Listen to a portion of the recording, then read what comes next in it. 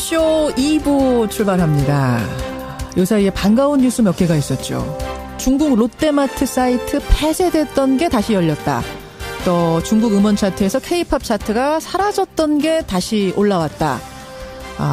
중국의 사드 보복이 좀 풀리는 건가 이런 기대를 갖게 되는데요. 중국의 포럼에 참석했다가 시진핑 주석하고 깜짝 회동을 하고 어제 귀국한 인사입니다. 박병석 의원 잠시 후에 직접 만나보죠. 일부에서 트럼프 대통령과 문 대통령이 다음 달에 만난다 이 소식 전해드렸는데 지금 미국에서는 트럼프 탄핵설이 나옵니다. 이게 좀 과장된 뉴스인 건지 아니면 실제 분위기가 이런 건지 미국 현지도 오늘 연결을 해보죠. 그리고 라디오 재판정 있는 날입니다. 혹시 본인이나 가족이 탈모로 고생하시는 분이라면 오늘 좀 꼭 챙겨 들으시길 바랍니다. 이 탈모 치료는요. 다이어트나 주름 시술처럼 미용 시술에 들어가는데요. 이 탈모 관리에 대해서도 건강보험 혜택을 줘야 한다. 이런 주장이 나옵니다. 자, 어떻게 생각하십니까? 함께 고민해보죠. 50원에 담은 100원의 장문 유료 문자 샵 1212 카톡 레인보우까지 열어놓고 출발합니다. 음향 뉴스 현장. 1년 전 바로 오늘 서울 강남역에서는요. 한 여성이 전혀 모르는 남성에게 이유도 없이 살해되는 참혹한 사건이 벌어졌었습니다. 이른바 강남역 화장실 살인사건. 그 후 우리 여성들의 밤길은 얼마나 안전해졌을까요? 강남역 10번 출구로 다시 나가봤습니다. 이번 역은 강남역입니다.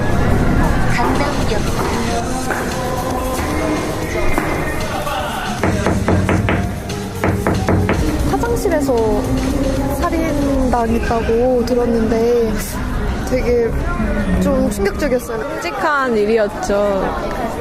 여성이란 이유만으로 사람이 죽을 수 있다는 그 사실에 대해서 저는 예전엔 잘 몰랐어요. 강남역 10번 출구 앞을 지나는 시민 여러분, 저희는 사고범죄에 대한 이야기 제 나이랑 너무 비슷했기 때문에 굉장히 좀 공감이 안 될 수가 없더라고요. 저도 그래서 많이 슬퍼고 나도 무서웠어요. 예외일 수는 없겠구나. 되게 뭔가 좀 많이 무서웠던 것 같아요. 충격적이고. 저도 딸만 둘인데 그래서 이제 걱정이 많이 될 것 같아요.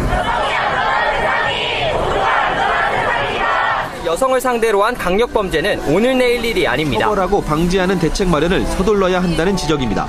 길을 갈 때 그렇게 무섭다는 생각을 하지 않았어요. 기껏 해봐야 공포영화를 보고 나서 귀신이 나오진 않을까 하는 무서움.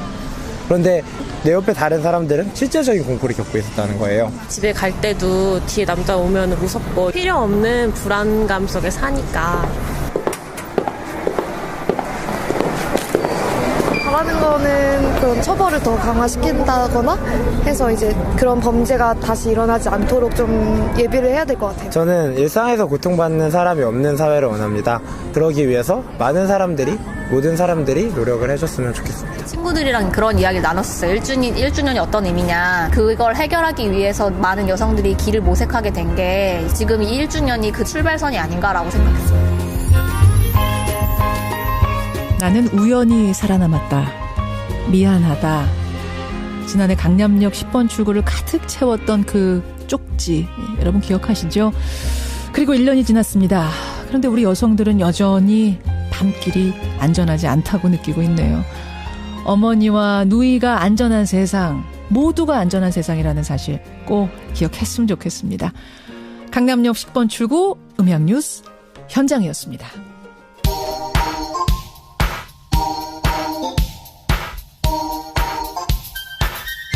김현정의 뉴스쇼 CBS 라디오와 함께하고 계십니다. 저는 퇴근길 시사잡기 정관용입니다. 1506님 탈모에 대한 사회적 인식을 바꾸는 게 우선입니다 하셨고요. 또 아까 그 심평원 얘기 잠깐 하셨는데 79401645님 외에 여러분이 저 의사인데요. 의사가 그 보험심사평가원 심평원 상대로 소신껏 일할 수 있는 환경을 좀 만들어주세요. 뭔가 소송을 통해서 해결하라 이런 식으로 나오기 때문에 참 소신껏 하기가 어렵다. 고통받는다라는 제보도 주셨습니다. 박병석 의원과의 인터뷰 들으시고는 이석환님, 서희 같은 외교력을 지닌 후예가 절실히 필요한 시점 같습니다 하셨고, 고기호원님, 중국 태도에 일희일비하면 안 됩니다. 중국의 태도와 상관없이, 그 변화와 상관없이 우리만의 자구책으로 우리가 소신껏 외교를 펼쳐나가야 된다라는 조언 보내주셨어요. 행간 들으시고는 8906님. 아니 청와대에서 갑자기 문서 파쇄기 26대를 단기간에 구매했다는 것만 봐도 뭔가 증거인멸이 대놓고 이루어진 건 아니냐. 요 의혹도 한번 조사해봐야 된다라는 문자. 예, 여러분의 의견 고맙습니다.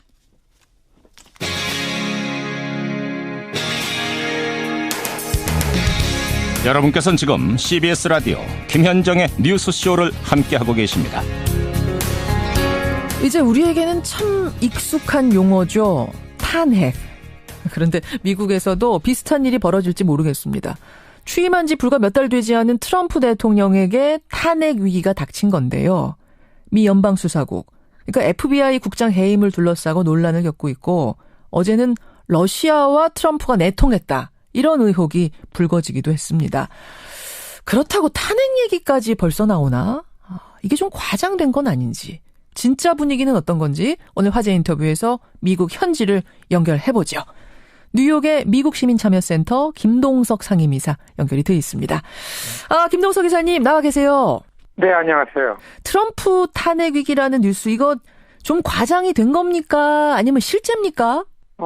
트럼프를 반대하는 민주당에서의 그 의원들 입에서는 탄핵시켜야만 한다라는 주장이 나오고 있는 거는 사실이고요. 예. 그다음에 탄핵이라는 현실화될 가능성이 있는가라고 볼 때는 예.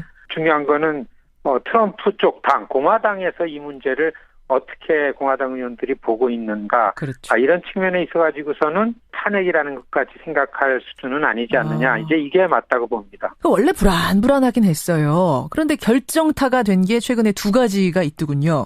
우선 FBI 제임스 코미 국장을 해임했다. 근데 우리나라로 치면은 뭐 대통령이 국정원장이나 경찰청장을 해임한 정도의 일일 텐데 이걸로 어떻게 탄핵 얘기까지 나오게 됐습니까?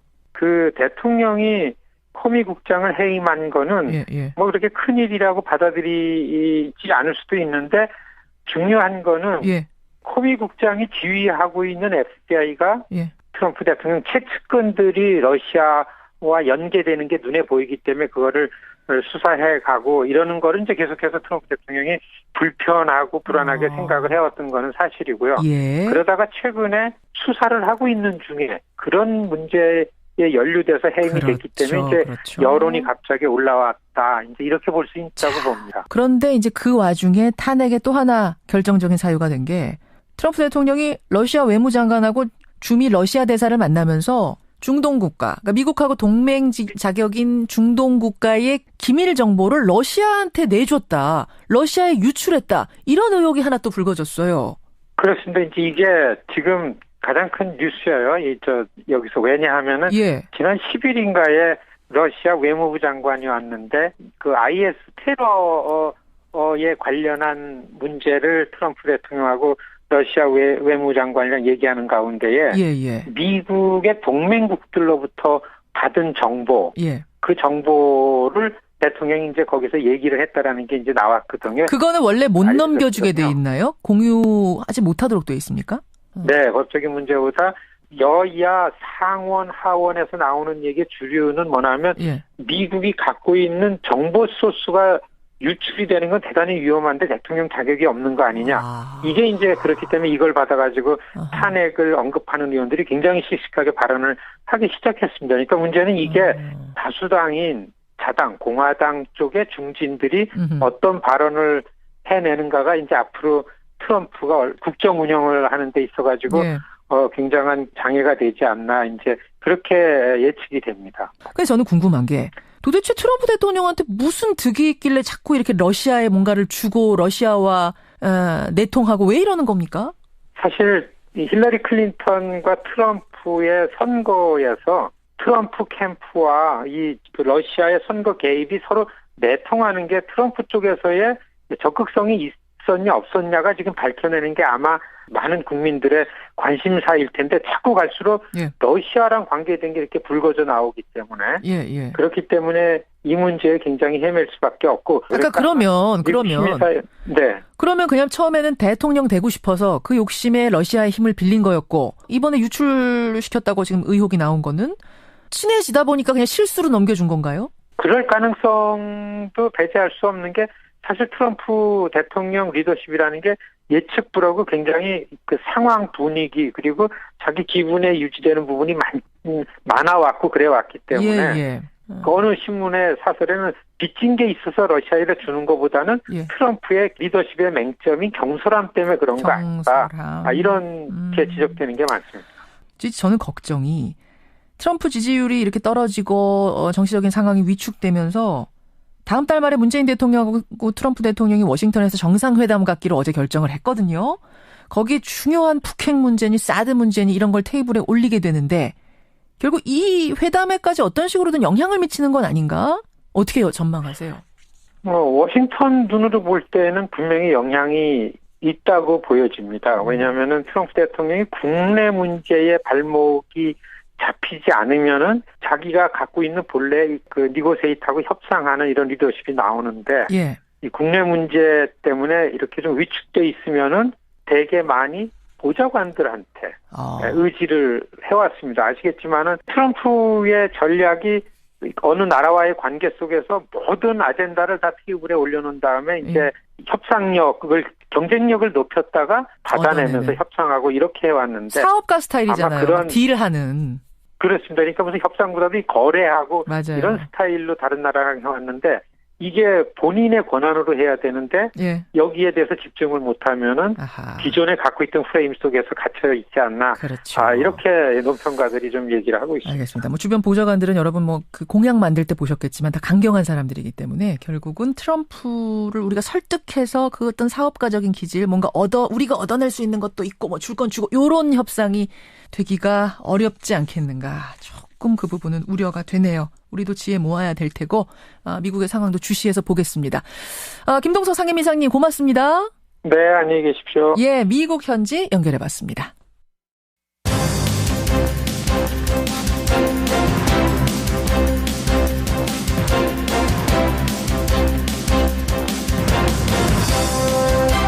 김현정의 뉴스쇼 2부 출발합니다.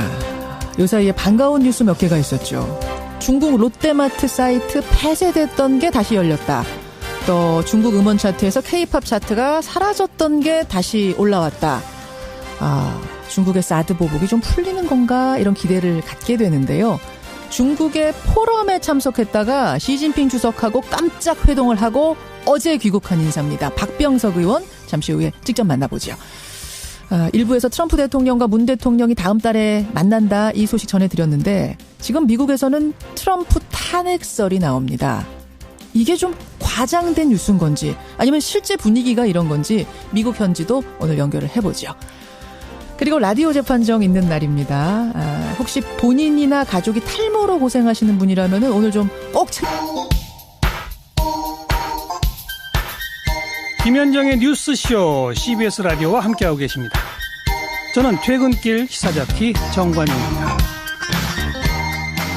1506님 탈모에 대한 사회적 인식을 바꾸는 게 우선입니다 하셨고요. 또 아까 그 심평원 얘기 잠깐 하셨는데 79401645님 외에 여러분이 저 의사인데요. 의사가 그 보험심사평가원 심평원 상대로 소신껏 일할 수 있는 환경을 좀 만들어주세요. 뭔가 소송을 통해서 해결하라 이런 식으로 나오기 때문에 참 소신껏 하기가 어렵다. 고통받는다라는 제보도 주셨습니다. 박병석 의원과의 인터뷰 들으시고는 이석환님 서희 같은 외교력을 지닌 후예가 절실히 필요한 시점 같습니다 하셨고 고기호원님 중국 태도에 일희일비하면 안 됩니다.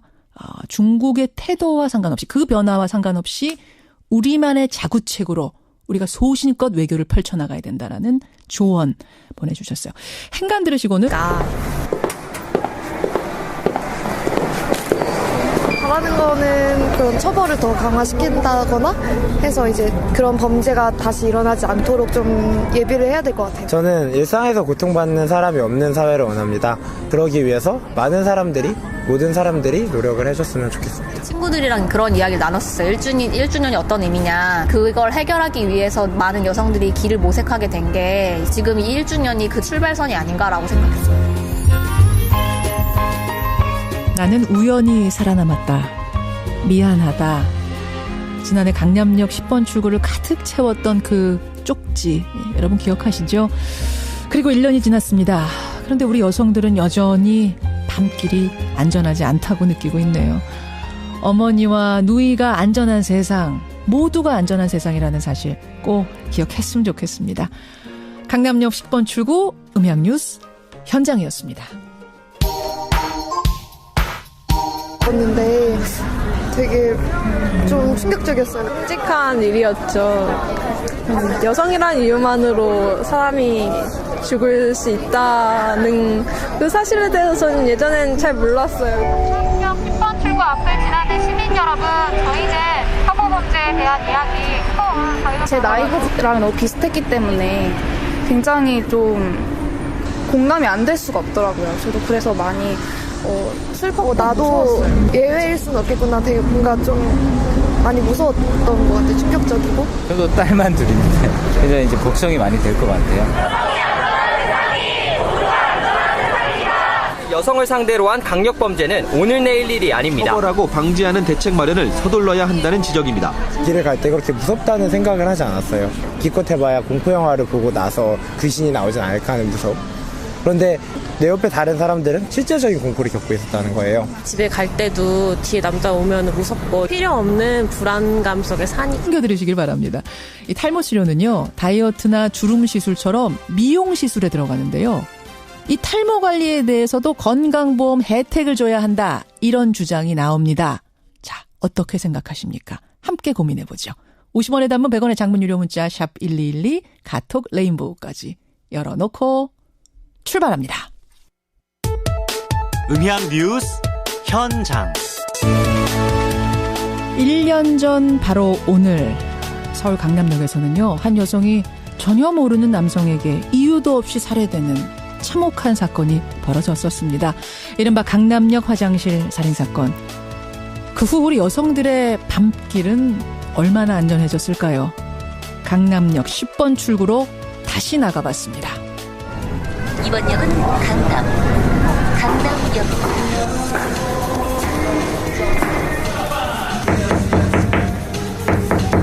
화장실에서 살인당했다고